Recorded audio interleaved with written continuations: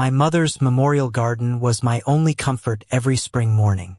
Then Karen declared war over 3 inches of untrimmed hydrangeas. She didn't file a complaint. She sprayed poison on my flowers. What she didn't know, I'd already filed something far bigger. I planted lavender and roses along my porch the spring after my mother passed. Each bloom a small piece of her. Autumn Ridge had strict landscaping rules, but Karen Whitfield, our HOA president, treated every hedge like her personal kingdom. Neighbors whispered about her clipboard patrols, her binder of violations, her smile that never once reached her eyes. I kept my garden neat, thinking rules and reason would protect something so small, so harmless, so mine. One Tuesday, a pink notice appeared on my door. Unapproved landscaping. Remove immediately or face daily fines. I called Karen, confused. Since my garden had passed inspection twice before without a single complaint filed. Rules change, she said flatly, and yours is an eyesore next to the Fitzgeralds' new artificial lawn. I later learned the Fitzgeralds had just donated generously to her re-election campaign for HOA president. I appealed in writing, attaching old inspection photos proving my garden had always met every posted guideline. Karen rejected the appeal in one line. Board discretion overrides prior approvals. Effective this quarter. Fines started stacking. $25 a day. Taped to my mailbox in bright red HOA envelopes. My neighbor Doris warned me quietly. She did this to the Nguyen's too, right before their house sold cheap. I dug through old HOA newsletters and found 3 families who'd left Autumn Ridge under similar pink notices. Each family had one thing in common. Their homes sold fast, and Karen's cousin was the listing agent. I said nothing yet, just photographed everything, dated every notice, and kept receipts for every fine paid. At the next open meeting, I asked politely why my garden alone had suddenly become a violation. Karen smiled for the room and called it a misunderstanding, promising to personally review my file. Privately, she cornered me in the parking lot. Careful, Elena. People who make noise don't stay long here. I drove home shaking, not from fear exactly, but from the sudden clarity of what I was facing. A week passed quietly. No new notices, no red envelopes, no clipboard shadow crossing my lawn. Doris told me the board had tabled my case, and I let myself believe the pressure had eased.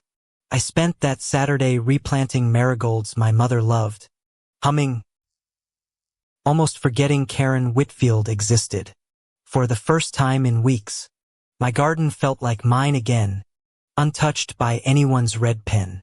Sunday morning, I found my hydrangeas wilted, my roses blackened, the whole bed curling brown at the edges. I knelt in the dirt, smelling something sharp and chemical, nothing like frost or ordinary garden disease. My neighbor's camera, angled toward the shared fence, had caught a figure at 5 a.m. with a sprayer. The footage was grainy, but the walk, the visor, the HOA golf cart were unmistakably Karen's. I filed a police report for vandalism, attaching the video and photos of my dying memorial garden. Karen showed up uninvited that evening. All sympathy. Terrible what some jealous neighbor did to you, Elena. I said nothing about the footage yet, just watched her eyes for the flicker of a lie. The next day, a new notice appeared, blaming me for hazardous dead vegetation, needing immediate removal.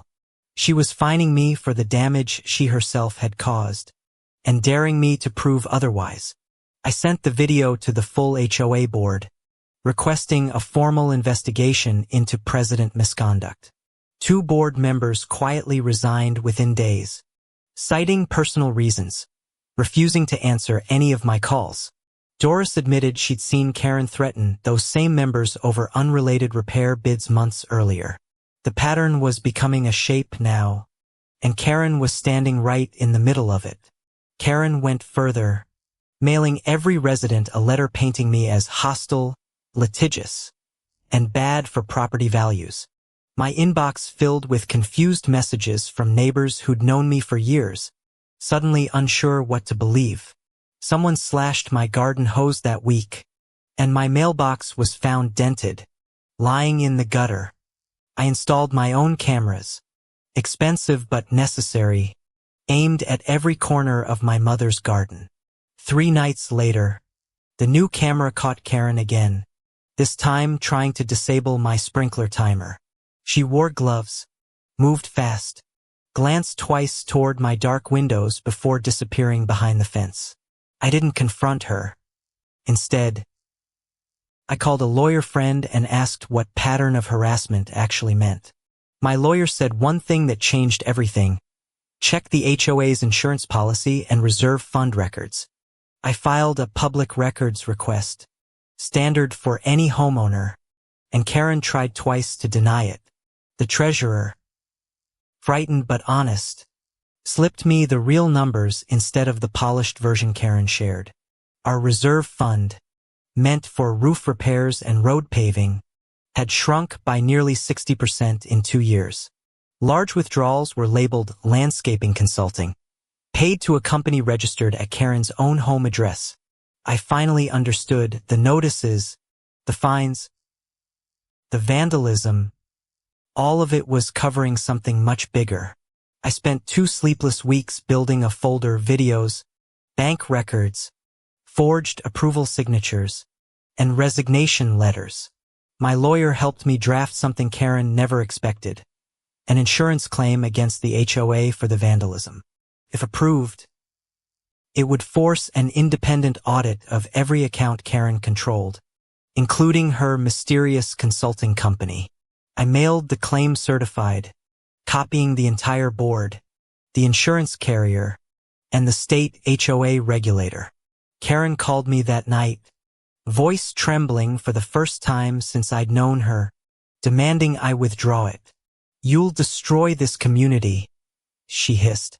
And I finally understood whose reputation she was actually protecting. I told her calmly, "You destroyed my garden. I'm just filing the paperwork you taught me to respect." The annual HOA meeting was scheduled for that Thursday, and Karen insisted on chairing it herself as usual.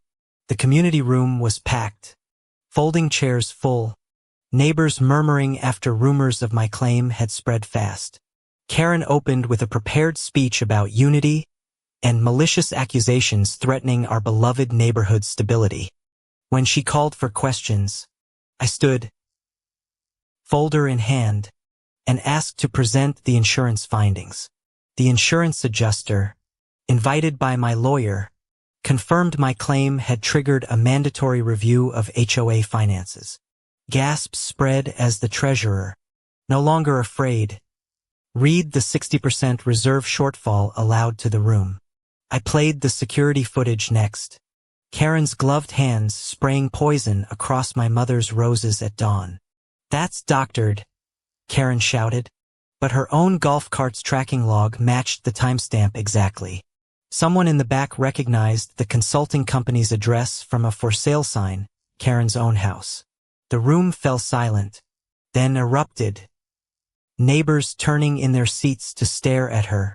Not me, the state regulator representative, present after my earlier complaint, announced an immediate freeze on all HOA accounts. Karen tried to adjourn the meeting, gaveling wildly, but the board voted her out on the spot.